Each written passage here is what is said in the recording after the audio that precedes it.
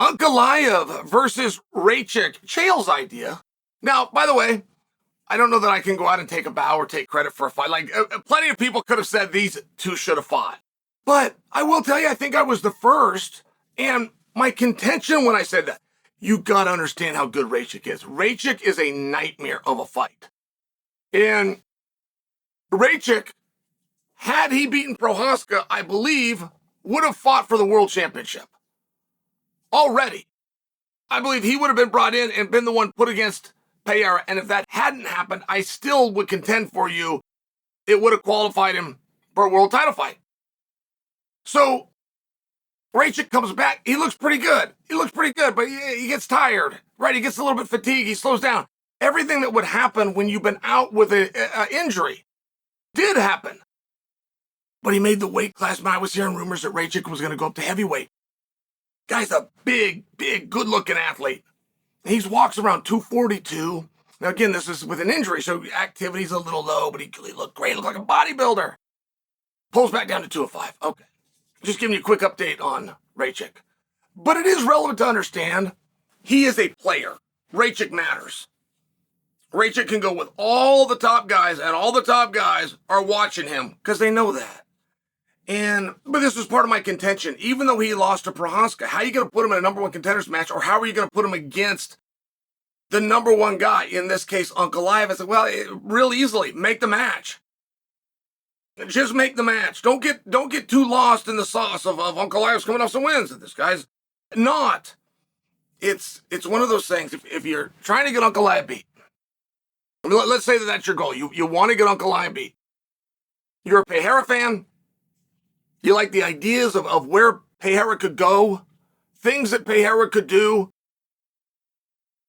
But you're objective. You know the sport. You realize stylistically that's the biggest threat, right? Ankalaev. And I can't switch seats at the table right now. I can't. I cannot take my top drawing light heavyweight and replace him with a not top drawing light heavyweight. There also runs into a bit of an issue with Ankalaev in this regard. I remember where I was when I coined the phrase in our sport, Russian invasion. And it was a warning. As a wrestler that knows the Russians well, they are very good athletes at anything that involves having to be tough. And I remember we're signing all of these guys. And I was like, hey, this is going to be a problem. And I use the Klitschko's as an example, and don't think you have to correct me on Ukraine, but I use them as an example, just saying heavyweight boxing in America sucks. Like, you want to sell some tickets with Klitschko, you can. Germany, oddly. He was like David Hasselhoff. He was this big star in Germany. But I'm just sure, man, that was like a decade of nothing fun for a boxing fan within the heavyweight division. It was Klitschko, who was terrible to watch. He was terrible. Both of them. Interchange them. Put them both in there at the same time. What difference does it make? They were superior athletes and nobody wanted to watch fight. I mean, it was one of these things, and I'm not being a dick to the Klitschko's. I'm telling you what I said in 2012. My respect for the Klitschko's has changed. It's very high, as a matter of fact. But I'm sharing with you in 2012 from a TV perspective. I was warning everybody in MMA, if you keep signing these guys, you had better be getting TV deals and venues and plans to go to that region.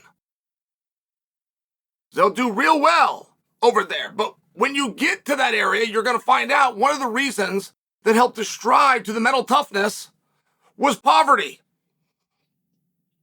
Like, there's not really an idea that you're going to go get an arena in Dagestan that you're going to fill. And it was just my comment. And I'm telling you that because, yeah, the Russian invasion's here. They signed a bunch of them, and these guys are hammers. Can we agree? So you get one of them that goes all the way to 29-0, becomes the most famous Muslim athlete in the world named Khabib. That one worked out, but that was a slow ride. That was a nerve-wracking one to, is this going to work out? And now you got Umar.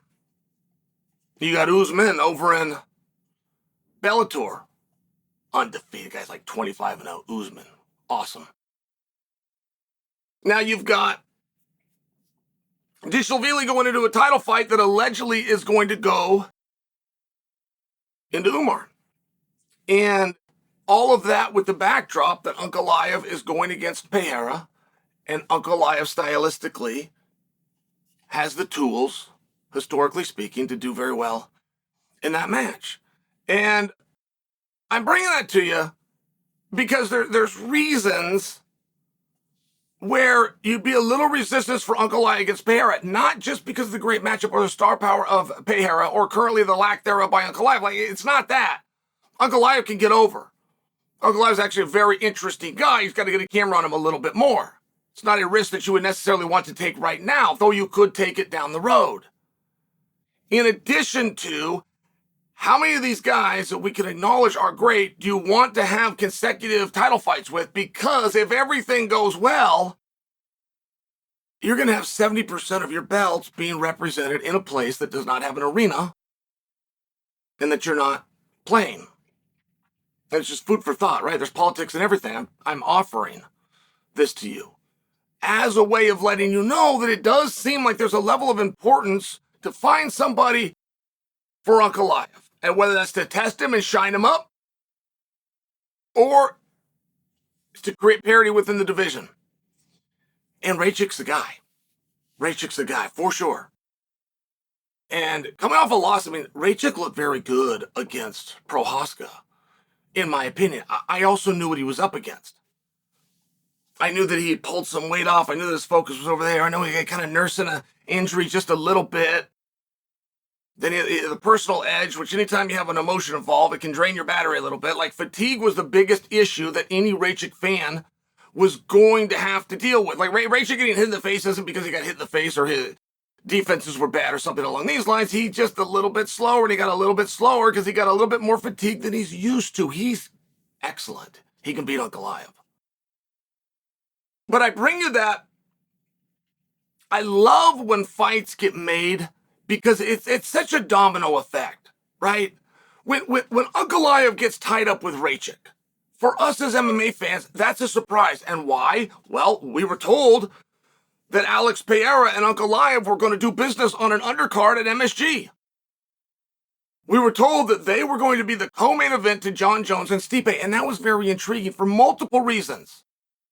One of which, that Pereira has done a lot of work at MSG. He's got a fan base there. He fought Izzy there one time for the strap. He fought the last time they went to MSG, beat Prochazka. He fought one of the times when he was an undercard guy that was a kickboxer. It was like his fifth fight. He was 4-0, something like this. He fought at MSG. He's got a real history at MSG. And if you could get him on the card with Jones and Stipe, if you can get him on the card with Jones, you're closer to getting him into the ring with Jones than you've ever been. And a week ago, that was the hottest topic. 1 week ago, if you came to me and go, Chael, what is the biggest fight our industry could make? I think that would have been my answer. I think. And I don't think that's true anymore. I believe Tom Aspinall has taken that spot. I believe if you guys had a magic wand that you could wave over this and have two guys go out there and compete, I think it would be those two. So the importance or even the idea of starting to get things towards that direction, one little step closer, I don't know that that is a paramount idea right now. And when Ankalaev got signed with Rakic and you took those guys off the board, you understand that Jamal Hill was just the last opponent. You understand that Prochazka's had a couple of shots already. You start looking at the peak of who is Pereira going to fight? That's the biggest question. If it's not going to be Ankalaev, who is it going to be? And I'm open to ideas, but I have a feeling so's everybody else. I have a feeling perhaps that piece of it isn't actually solved yet. And if it's not, and I'm right, there's a major opportunity for some light heavyweight to step forward and say, I'm next. Because one thing we know about Pereira, he's not going to want to wait.